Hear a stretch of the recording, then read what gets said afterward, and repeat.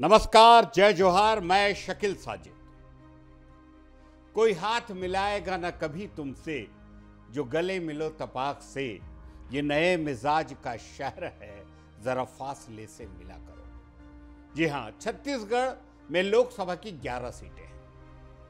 3 चरणों में राज्य की सभी 11 सीटों पर 7 मई तक मतदान हो चुका है।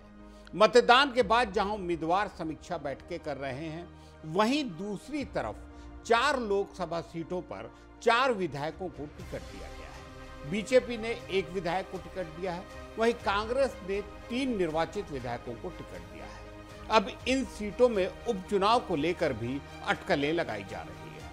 हालांकि किस सीट पर चुनाव होगा, इसका फैसला 4 जून को रिजल्ट आने के बाद होगा। रिजल्ट आने से पहले ही इस 4 विधानसभा सीटों पर नेता अपने अपने रूप से सक्रिय हो गए।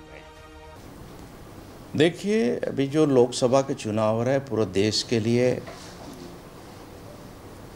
चुनाव है और भारतीय जनता पार्टी देश ही नहीं बल्कि दुनिया की सबसे बड़ी पार्टी है राजनीतिक दल की। और आप सबको भी मालूम होगा कि भारतीय जनता पार्टी चाहे किसी भी प्रदेश का कार्यकर्ता हो या पदाधिकारी हो, एक कार्यकर्ता के तौर पे ही काम करता है और पूरे परिवार भाव से हम सब पार्टी में जुड़ करके काम करते हैं। लेकिन छत्तीसगढ़ की सियासत उपचुनाव को लेकर गर्मा गई है, जहां बीजेपी और कांग्रेस उपचुनाव में जीत को लेकर अपने अपने दावे और वादे कर रहे हैं। बीजापुर जिले के पीडिया में हुई नक्सली सुरक्षा बलों के मुठभेड़ पर गांव वालों ने सवाल खड़ा किया है। गांव वालों का कहना है कि इस घटना में निर्दोष ग्रामीण मारे गए हैं और इस घटना में एक गूंगे युवक सन्नो की भी हत्या हुई है। गांव वालों के सवाल के बाद कांग्रेस पार्टी ने इस घटना की जांच करने का निर्णय लिया है और कांग्रेस पार्टी ने हमारे 2 बार के विधायक, विधानसभा के पूर्व डिप्टी स्पीकर संतराम नेताम जी के संयोजक में 8 सदस्यीय जांच दल का टीम गठित किए हैं, ताकि वो घटनास्थल जाएंगे, ग्रामीणों से चर्चा करेंगे और वस्तु स्थिति का रिपोर्ट कांग्रेस पार्टी को सौंपेंगे। दर्शकों को समझाते हैं कि कौन कौन से विधायक लोकसभा के चुनावी मैदान में हैं। रायपुर दक्षिण विधानसभा सीट से बीजेपी के दबंग नेता बृजमोहन अग्रवाल रायपुर लोकसभा सीट के बीजेपी के उम्मीदवार हैं। वहीं उनके सामने कांग्रेस के राष्ट्रीय सचिव विकास उपाध्याय चुनावी मैदान में हैं। दावा है कि विकास उपाध्याय के चुनाव जीतने की संभावनाएं कम बताई जा रही है विशेषज्ञों द्वारा, और बीजेपी से बृजमोहन अग्रवाल के जीतने का भारी मतों से दावा किया जा रहा है। अगर बृजमोहन अग्रवाल जीतते हैं तो रायपुर दक्षिण विधानसभा सीट खाली होगी। राजनीतिक विशेषज्ञों का दावा है कि दक्षिण विधानसभा सीट में बृजमोहन अग्रवाल के भाई विजय अग्रवाल, सुभाष तिवारी, मृत्युंजय दुबे या धरसींवा के पूर्व विधायक देवजी भाई पटेल पर बीजेपी भरोसा जता सकती है या कोई नया चेहरा ला सकती है।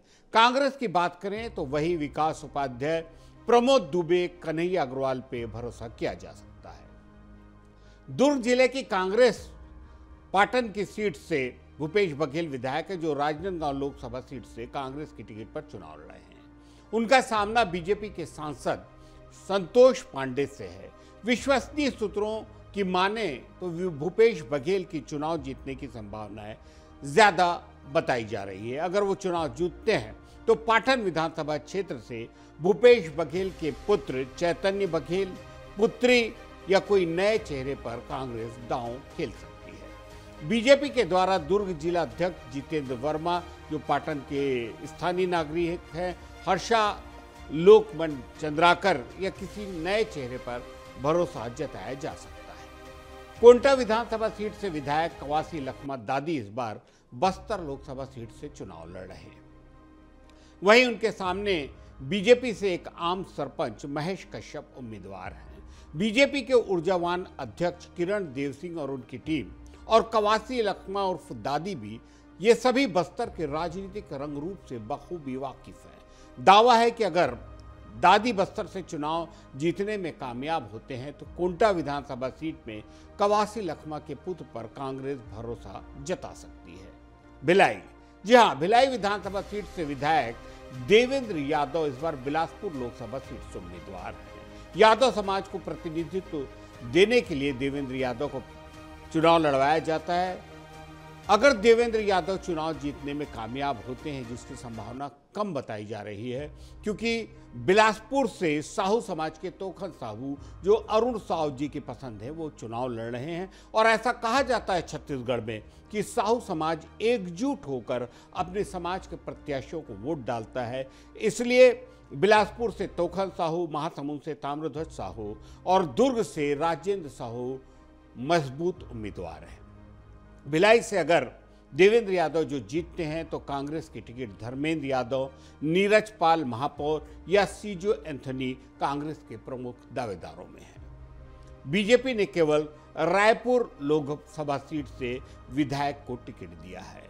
इस तरह हम देखते हैं कि चुनाव नतीजे 4 जून को जो भी आए, एक बार फिर से चाहे 6 महीने के अंदर हो सकता है कि दिसंबर में होने वाले नगर निगम नगर पालिका के चुनाव में हमें एक बार फिर से इन सीटों पर अगर कोई विधायक चुनाव जीतता है, जिसकी की संभावनाएं ज़्यादा हैं, तो हमें फिर से उपचुनाव में वोट देने का उस विधानसभा क्षेत्र के लोगों को मौका मिलेगा। नमस्कार, धन्यवाद।